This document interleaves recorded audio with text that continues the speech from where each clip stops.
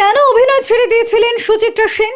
৩৬ বছর ধরে কেন গৃহবন্দী ছিলেন মহানায়িকা? হঠাৎ কি কারণে পর্দা থেকে সরে অন্তরালে চলে যান মহানায়িকা? কেনই বা ৩৬ বছর গৃহবন্দী ছিলেন তিনি? কারণ শুনলে চমকে যাবেন। টলিউডের স্বর্ণযুগের ইতিহাস বলতে যে অধ্যায়গুলির কথা সবার আগে মাথায় আসে তার মধ্যে অন্যতম হলো উত্তম সুচিত্রা যোগ। একের পর এক ছবি হিট, দর্শকদের মনে রাতারাতি জায়গা করেছিলেন কৃষ্ণেন্দু ও রীনা ব্রাউন। উত্তম কুমারের সঙ্গে সুচিত্রা সেনের পর্দার জুটি দর্শকেরা অত্যন্ত উপভোগ করতেন, কিন্তু পর্দার বাইরে, পর্দার পিছনে তাদের সম্পর্কের সমীকরণ কেমন জানার কৌতূহল ছিল কম বেশি সকলের মনে। যদিও সেই জল্পনা খুব বেশি দিন চাপা থাকেনি। কানাঘুষোয় শোনা গিয়েছিল গোপন সম্পর্কে লিপ্ত উত্তম সুচিত্রা।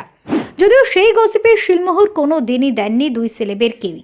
তবে ভক্তরা চাইতেন উত্তম কুমার আর সুচিত্রা সেন বাস্তব জীবনেও এক হয়ে যান, কিন্তু সেটা সম্ভব ছিল না, কারণ তারা দুজনেই বিবাহিত ছিলেন।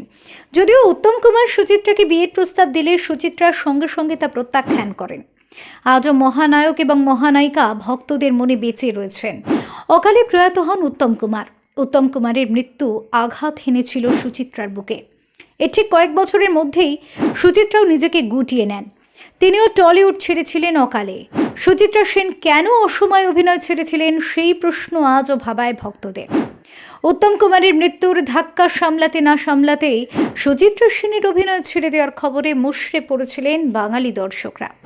৭০-এর দশকে অভিনয় ছেড়ে দেওয়ার কঠিন সিদ্ধান্ত নেন সুচিত্রা। টলিউড থেকে বলিউড সব জায়গা থেকে নিজেকে সরিয়ে নেন তিনি। অনেকেই মনে করেন উত্তম কুমারের সঙ্গে অভিনয় করতে না পারার আক্ষেপ থেকেই নাকি সুচিত্রা অভিনয় ছেড়েছেন। সত্যি কি তাই? না, এমনটা নয়। জানিয়েছিলেন সুচিত্রা সেনের কন্যা মুনমুন সেন। তিনি বলেছিলেন ১৯৭০-এর দশকে ধীরে ধীরে বাংলা সিনেমার চিত্রনাট্য বদলাতে থাকে। ছবির গল্পের সঙ্গে সুচিত্রা নিজেকে মানিয়ে নিতে পারছিলেন না। আর তাছাড়া সুচিত্রা যে সকল পরিচালকদের সঙ্গে কাজ করতে স্বাচ্ছন্দ্য বোধ করতেন তারাও ততদিনে প্রয়াত হয়েছেন। সুচিত্রা দেবীর মনে এই প্রশ্ন উঠতে থাকে, তিনি কার সঙ্গে বা অভিনয় করবেন? তাই অভিনয় থেকে সরে দাঁড়ানোর কঠিন সিদ্ধান্ত নেন মহানায়িকা। Bureau report, Bankura news 1।